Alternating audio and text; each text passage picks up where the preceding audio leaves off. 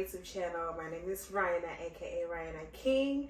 If you're new here, welcome to the family. If you've been here before, hey!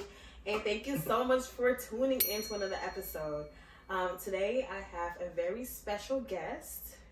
Hey guys, I'm Sean. You can find me on Instagram at @SaidKingSean. Yeah, I'm glad to be here. Hey, and I'm glad to have Sean on the show. I met Sean, I want to say the beginning of this year at an entrepreneur meetup. I was drawn to his personality and I found that he was an Aquarius like me. So we connected on that level. And if you don't like zodiac signs, I'm sorry, but You'll be okay. I really love meeting other signs, and I don't judge people off of it, but it's just nice to know that like you have something in common with someone. And that was what I had in common with him, and the more I got to know him, I noticed that we are pretty much kind of the same. He's an entrepreneur, he's a leader, just like I like to consider myself too, and a lot more other things. And I'm also really excited to get to know him more because, you know, we just met like earlier this year. Months. A couple of months ago. And it feels like we've known each other for like a long time. Today, Sean, well, first of all, Sean, before we start, I want to commend you for your bravery to even come to sit here and talk about your story. A lot of times people feel uncomfortable or not comfortable just putting themselves out there. You putting yourself out there is going to help somebody. Somebody out there is going to relate to you and know that they're not alone. So I want to say thank you, and I want to appreciate you so much for doing this. Thank you for doing the interview. I appreciate it. I knew that you would be the perfect person to just talk about this with and to help me to share it. So I'm excited for that. Yes. So as you guys can tell from the title, I'm just going to get right into the questions. Sean is going to explain and talk about his story and how he got to where he is right now. And we will, I know for sure, learn a few things, because a lot of stigma around this topic, or, you know, what we're about to get into. So my first question for you, Sean, when did you first discover that you had this virus? Yeah, so I actually found out a couple months before I met you. Oh, really? Yes, I found out in April of this year. So it's been almost 7 months, 7-8 months. Yeah, 7-8 months. Do you want to share how you contracted this? This video is sponsored by Chocolate Skin by Ryana. As a dark-skinned woman, I've had to learn how to love my skin for what it is, and one of the ways that I practice self-love is through self-care. I think that natural products are the best ways or best products to use on your skin because they are healthy for your skin to make your skin glow, radiant, and subtle, which is why I trust Chocolate Skin by Ryana, because they use all natural ingredients in their products. They have a variety of products such as their body butters, lotion bars, and they're launching their first ever body lotion in February of 2023. So go ahead and check out Chocolate Skin by Ryana, and also do not forget to magnify the beauty of your melanin. So that's a good question. So I'm gonna say no. I'm not gonna give an answer to that. For a couple reasons. Like, that story is more than just my story. So maybe later in the future I'll share that. But yeah, no. And then also I feel like that's one of the top questions that I feel like you should not ask somebody who is positive. It doesn't benefit either of us, for real. Right. Granted, I get it. It's like that's one of the first things that come to mind. Like, oh, like, how did it happen? But that could be like a trigger point for somebody. That could be like something that brings up trauma, and you never know. So, yeah. And I respect that. For someone who doesn't really know, or I would say I'm not really educated when it comes to certain sexual health topics. I don't know what is appropriate to ask. A lot of people don't know what is appropriate to ask. So I'm glad that you kind of put that out there. These are certain things that you're like, do you really want to know? It's not. What is the benefit? What is the advantage of it? Right, exactly. So I'm glad that you set your boundaries. Yes, but I will say this, so I won't get into specifics, but definitely like the ways that you can contract HIV, with the way that I contracted it was unprotected sex. So usually that's like one of the top ones, unprotected sex. You could also get it through, like you could get it like if you were born with it, and then also like needle injections, stuff like that. So there's different ways that you can contract it. It was through unprotected sex for me. So yeah. So what prompted you to go get tested initially? Yeah, so of course I've been sexually active, so I got tested regularly. So I did testing every other month. So that has been like a thing for the past like 2-3 years. I've just been getting tested regularly because I am sexually active. So that, and even when I wasn't, I still got tested because like certain STIs, they could lay dormant for months. So you could go 3 months, you not know that you have something. So I wasn't having unprotected sex regularly, but because I was sexually active, I was getting tested on a regular basis. But I actually, when I found out, it wasn't like I didn't go get tested. So I was in the hospital for something else. So I thought it was just like regular burnout. Then I had food poisoning. So I went to hospital for that. I went for food poisoning. I went to the hospital. They gave me like fluids and all of that. And they just was like, it's food poisoning, whatever. So I was in the hospital that day.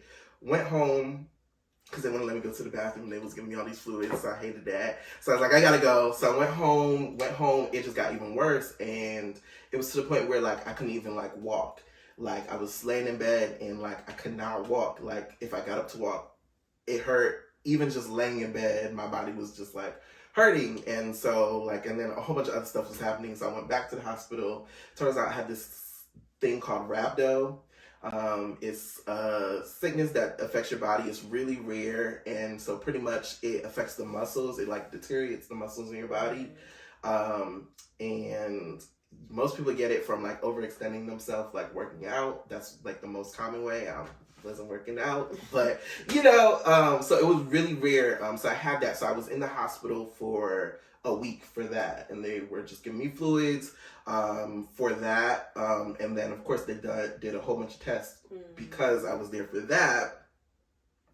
And so they were doing tests. I was there the whole week. They took blood like 1,000 times. And I'm like, okay, so the doctor came to me on like, this is like, I got there Monday. This is like Thursday morning. She said, we test for everything. Like we test for all kinds of we took tests for everything. And when they tested for HIV, it came back positive. And I'm like, oh my gosh. Okay. I'm like, how was that? Okay, but no, so she's like, she tested positive for HIV, but she was just like, when they went to do the confirmation test, it kept coming back negative. And so they was like, so they kept on doing the test and that it just kept coming back negative. But like when they first tested it, it came back positive. So she was like, but all the other tests have come back negative. So she was just like, yeah, it's negative. So I'm like, okay, girl, because, I had tested a month prior. I'm like, okay, like, what changed? Exactly. So, yeah, so she was like, it's negative. So I was like, okay, cool, because you had me nervous for a little bit. The next day, a new doctor came in. He started talking. He was giving a lot of small talk. And then he was just like, yeah, you remember the nurse came in. She talked to you about the test and blah, blah, blah. And he was just like, it's positive. And so, like, I was not ready. She had already told me that. Two, like, it's different when you go to get tested. You're kind of anticipating, like, okay, this could go either way. You already have in your head, like, okay, like, you preparing yourself for whatever the result is. I wasn't in that mind space. I was really just starting to feel a little bit better from the rhabdo. So I was just like, it was a lot. Yeah. They was distraught. Okay? What? Distraught. distraught. Sean. Distraught. How was that moment for you though? Like, what was going through your mind at that point when they finally confirmed that it was positive? What were you thinking? Were you like, did your life flash in front of you? Like, what was that moment for you? Yeah, distraught is the best word that I could use, but I don't even know. So I just cried. Like, I've never cried like that before. Like, it was a cry, but it wasn't loud. It was just like, it was like I felt it in my whole body. Okay, like I just felt like my life was over. Honestly, like I just it was like he could have just shot me then, right? Because I was just like, yeah, my life is over. And I just cried, like, and just kept crying. And I just kept saying, I can't. Literally just like that. I'm like, I can't. And the doctor's just sitting there. He didn't know what to do either. He was just sitting there like, it's gonna be okay. You can live a normal life. That stuff was just going over my head. Like I was hearing him, but you were not.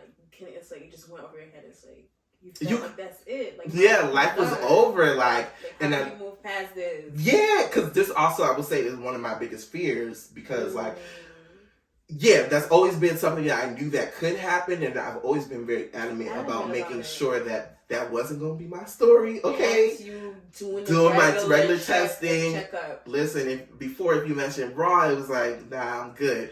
So like it had been something that I've always been very fearful of, and then now this is my reality. And so I just kept saying I can't, like, and I just thought of all the things. I'm like, I can't have a family. I can't fall in love. Listen, I'm single. So I'm like, oh, it's over for me. I'm never going to find anybody. I just was, then I started thinking like, oh, like, I can't let people find this out. Like, nobody can know. Nobody can know that I'm positive. Like, then I'm like, oh, I can't tell my parents. Like, you were just like, this is over. Like I can't do this. Like, I'm like, I felt like, honestly, my life was over. And I know, like, one of the things that I kept on, like, thinking is just like, oh my gosh, I can't believe, like, I ruined my life. Like, I ruined myself. Like, it was a lot of emotions all at one time. And I've never experienced anything like that. Like, it was fear. It was, like, I was a little upset. I was like, oh my gosh, I felt a little guilty. I'm like, oh my God. Like, it was so many different emotions and feelings at one time. So it was very overwhelming, and honestly, I felt that way for a while. Honestly, like that moment, it was almost as if life stopped because like I just would like it put me in a very interesting space. After you find it out about your condition, how has your relationship with your significant other or people been like for you? I originally felt like it was over, like I ruined myself, like I didn't, before you couldn't tell me anything, like he's chocolate, he's handsome, he's educated 2 degrees, okay, I got my own business, and you couldn't tell me anything about what I had to bring to the table, and I felt like that just kind of scrapped everything, like that overpowered everything, so I honestly didn't feel like I had anything to offer somebody. And I just felt like, oh, like nobody's going to want to date me. Nobody's going to want to be with me. Which isn't the case. Nothing has changed, baby. They're there. Okay. Nice. Yeah. So that was okay. But that was something that I really felt like, it was going to be very hard to date. It was going to be very hard to find people who were interested. I also was not in a space that I wanted to anymore. That changed. I realized, like, also that was, like, now something that I felt like I had to share. And it's like, sharing it could make me feel the same way that I felt when I first found out. You get it? It's this, and then you gotta think about the rejection and all that stuff. So I'm just like, I'm just gonna be celibate for the rest of my life. I'm not gonna date. Also, I've always wanted to have kids. At one point, I wanted to have 6 kids. I wanted to be married, all of this stuff, and I now felt like that was not an option for me. But not much has changed. Nice. I'm very upfront with my status, and they're still interested. Okay? Oh, nice. So how are their reactions usually like when you tell them? Yeah. So the people who I have shared with, most of the reactions have been like, okay, thank you for being honest. Oh, nice. Yeah, it's just been like, thank you for being honest and upfront. Like, cool. They appreciate that. Yeah, they appreciate it, because if you're having sex regularly and you're not with one person, the reality is you probably have had sex with somebody who's positive. You just want to know, you know? So people appreciate the honesty and me being upfront. I have had some reactions that I was like, all right. Okay. So like one of the reactions that like, and again, it wasn't bad. Like, this is somebody who like I had been interested in for a long time, but it wasn't really going nowhere. Yeah, so like they were now pursuing it in a very intense way. Okay. And I'm like, okay, but relax, because this is what I gotta tell you something. And so like I'm like, so this is what it is, and they were just like, oh, you be and I was like, whatever. So and then it kind of turned me off, but even them, like, I know you're still an option,